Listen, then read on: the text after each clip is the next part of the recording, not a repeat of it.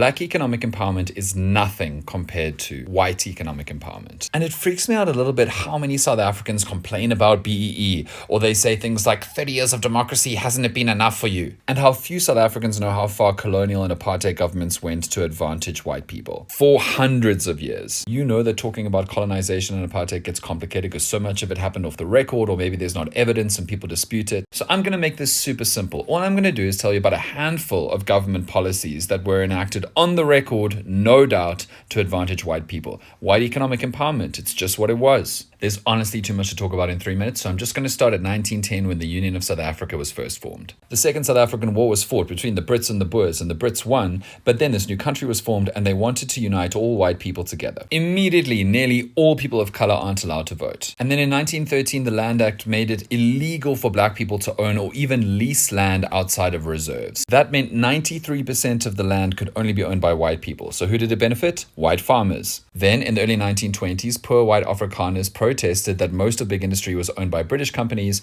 and those companies were hiring skilled black laborers over white laborers. In response, the government funded massive public works programs like building the Hartbeespoort Dam to create jobs for white workers. In 1924, the National Party came to power for the first time, and they immediately increased subsidies for white farmers and placed high tariffs on imported agricultural goods to give local farmers the advantage. Also in 1925, the Wage Act creates a minimum wage for white workers but not black workers, and the government offers incentives to companies who are applying for tenders. The more white people you employ, the more likely you are to get work. Let's jump forward to 1948 when the National Party returns to power and they formalize apartheid for the first time. And the first thing they did was direct massive funding towards social grants and welfare programs for poor white people and slashed funding for people of color. The state continually expanded education programs to upskill white workers while denying all of that to black people. In 1960, the apartheid state cut all funding for feeding schemes in black schools. The 1952 Urban Areas Act made it incredibly hard for black people to seek employment. In 1953, the Industrial Conciliation Act meant black people couldn't be classified as employees. They got no benefits, they couldn't unionize. In the 1950s and 60s, black people's pensions were fixed, which meant, with inflation, that those pensions were losing value. The Nats worked incredibly hard to help Afrikaner-owned business. In the 1960s, the apartheid government created African language radio stations and handed out hundreds of thousands, millions of radios to black people in townships. And then they gave advertising space to this massive new audience they'd created to Afrikaner-owned businesses. I've run out of time, but there's literally so much more like this. So before your next hot take on 30 years of democracy or BEE, exercise your reading skills and face some facts.